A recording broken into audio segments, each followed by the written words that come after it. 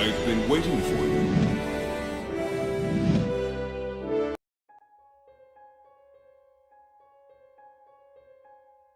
So if you guys don't know, Yu-Gi-Oh was originally going to be a battle manga. Yes, Takahashi, the original creator, wanted to do something different from a lot of the shonens that were happening during that time around 1996 to 1997. But with the popularity of one chapter in the Yu-Gi-Oh manga, during volume 2, Fang Cards Part 1 and Part 2, we get the introduction of Seto Kaiba, who was just going to be a one-shot, or for this instance a two-shot, if that is the right terminology, but he was going to be a two-shot villain. But as time progressed on and children were actually reading the manga, they kept on messaging Shonen Jump and they're like, oh, please tell us more about this game, Takahashi. We want to see more. How do we play it? Where can we buy it? So Takahashi saw this as a plan of some sort that he could capitalize on and switch the plot for the Yu-Gi-Oh manga. Also, he talks about a decade later, this information came from Times magazine in around 2004, if I'm correct, or 2001, somewhere around there. But 10 years later, or 9 rather, during 2011, 2012, he comes out with this book called Dual Art, which basically has concept ideas that he did years ago along with artwork that he just worked on.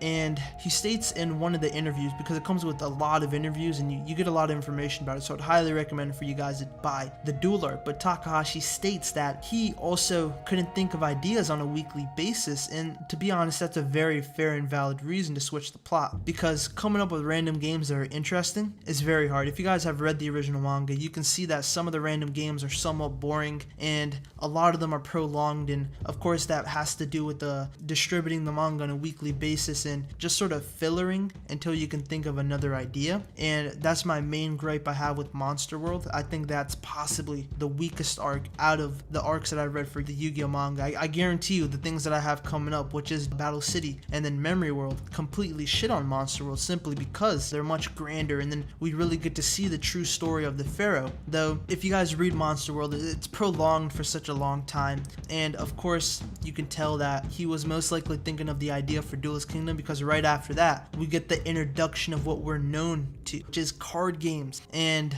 that is where the whole plot change happens. But we're going to be talking about what happens with the first 7 Yu-Gi-Oh volumes of the manga, and we're going to be talking about the original Atem. So if you guys don't know, we get this huge introduction of the Pharaoh in volume 1, chapter 1, titled The God Puzzle. You guys can check it out, I'll link it down in the description below. Of course you're gonna have to buy it though. But we get to see Atem, and there's this just huge somewhat backstory on him, and Grandpa Moto talks about his go, and also I'll pop up the screenshots of the translations right now so you guys can get more information about it. And the thing with that is that when we see Atem come out, first of all, his design is very different, and everyone's design is different except for Yugi's. It's somewhat similar, and Anzu's is somewhat similar, but the thing with Yugi is his hair sort of straightens out a little bit more. Though what I'm trying to say is that a lot of these original character designs, of course, are going to change over time. It just makes sense. But you see that these concepts and ideas for these characters before the plot change happened really sort of dictates what was going to happen for their character. So we see Atem come out. Of course, he's been encapsulated in the puzzle for 3,000 years. His mind has been just completely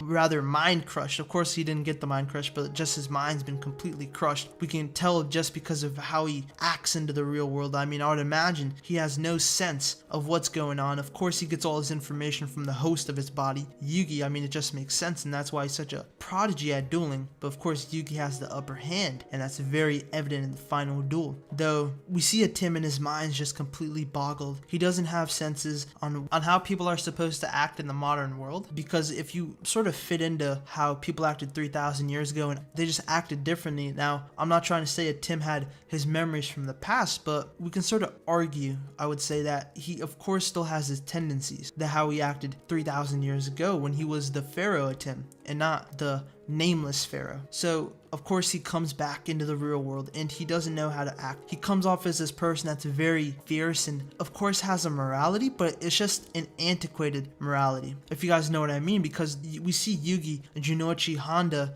and Anzu in that chapter along with the other chapters, and they're not as fearful as Atem is. They're not as engaging as he would be. He's very just, I'm gonna prove my point and we're gonna have a random game and the loser has to put something on the line, which I think is a cool concept. but I think the best thing about that is that it shows Atem's personality. He's doing things for the better good of the world, of course, just helping out Yugi and Co and his friends, but the way he does it doesn't come off as someone that would do it in the modern world, and you see that through, I mean, all the random games. And one other thing I'm going to sidetrack to is the random games. If you guys don't know, the random games, it's a cool concept, of course, but at the same time, it gets kind of boring after a while because some random games are just like boring in comparison to the cool random games. The thing with the random games is that Atem never loses, and the reason why is because he's somewhat pure-hearted. Because the thing with the random games are the loser lose because of their arrogance, and that's evident for Yoshio because of his greed for money. The thing with Prisoner 777 is that he of course dies, but that was through his own arrogance and just his whole fit that he had about, man, I want to drink, I'm gonna kidnap Anzu, this, that. And Atem's doing these stuff for his friends, along with, of course, helping out people and helping out the world. Though I wonder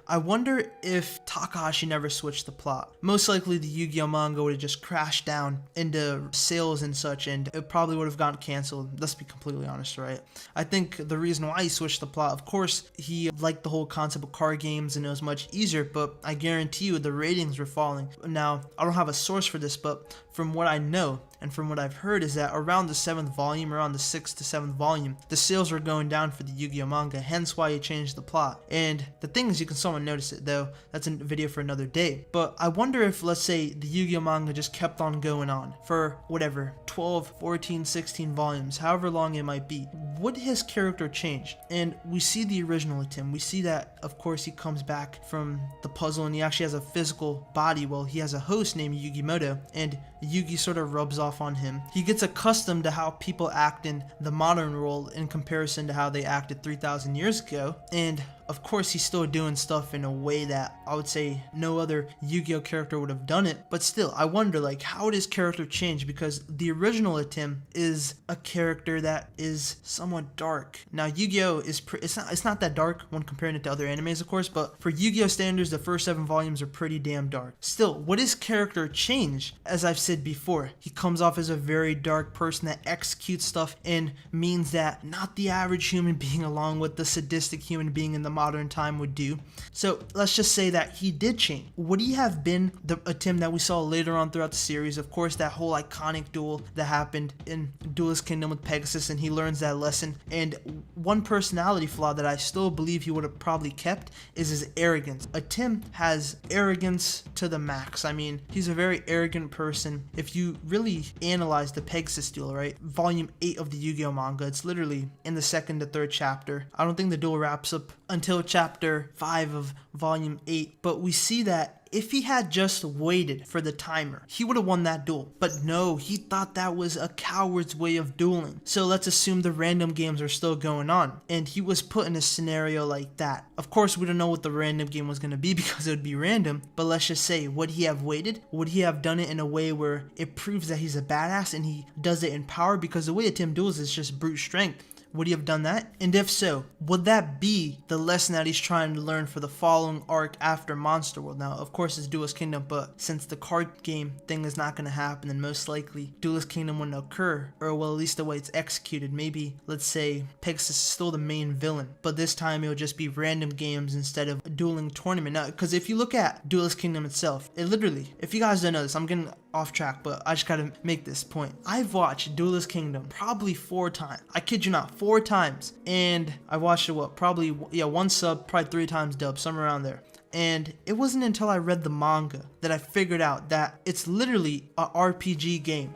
I kid you not, like, I remember just sort of thinking when I was reading the manga, and I just started laughing because like, I can't believe I completely missed it. And I'm not going to tell you guys why, because I want you guys to have the same feeling that I had, because it's so funny. Like, it's just completely funny. Now, I'd highly recommend for you guys to check out the manga or rewatch Duelist Kingdom and sort of just analyze it. Just think it through, alright? And you'll realize that it's an RPG game. I figured out that it was an RPG game, or well, at least had the model of an RPG game around the Mako Tsunami duel when Junochi defeats Mai through that weird way. Of course, Atem just aided him, which I was going to do a whole separate video on, but it's kind of hard to explain and sort of make a video on. And Junochi is able to smell the fish, and then we get Atem versus Mako Tsunami. Now, I don't know his Japanese name off the top of my head. It's probably the most confusing Yu-Gi-Oh character name in the manga so far, except for those like random one-shots, so I do apologize. But getting back on topic, would that still be his lesson that he had to learn? And also, how far would they go into the Egyptian route for Atem, the original Atem? Let's say he does calm down, alright? How would they, well, at least KT and his editors and such, how would they sort of play out the whole thing about his Egyptian past and such? And really, I wonder,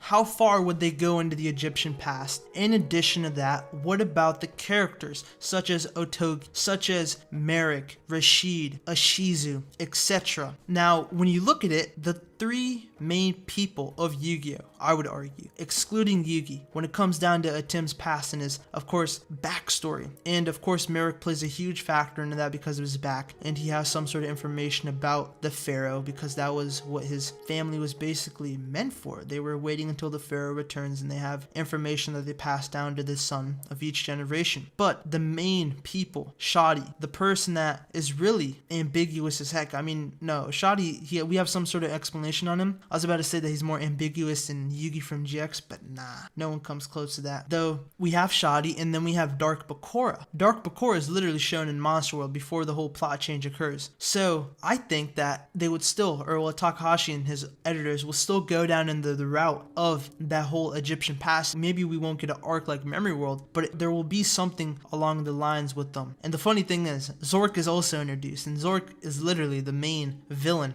of Memory World, and that's where the whole concept of Zork actually comes from. He's in Monster World. I actually thought that was really neat and cool how he's in the Capsule Monsters chess match, and then later on he appears in Monster World. Really cool idea, and just really cool writing as well. However though, guys, I want to hear your guys' thoughts down below. What are your guys' thoughts on the original Atem? Now, regarding the original Atem, his personality somewhat changes from the first 7 to 8 to 38, I think, somewhere around there. And I would argue that if there was no plot change from random games to card games, then his personality would be somewhat different and it would go into a different route. However, guys, I want to hear you guys' thoughts down below on this. And really, if you guys did enjoy this series, please do suggest a character that was featured in the early chapters of the Yu-Gi-Oh manga, and I probably will do a video on them and how they probably would have played out if the plot change never happened. I think, you know, one character comes to mind, and that is, if you guys know, it's Hakuna-san. And if you guys didn't know him, he's very similar to Yugi. But that's a video for another day. Please do leave a like. Check out the Facebook and Twitter fan page regarding Yu-Gi-Oh! Vrains. We got a lot of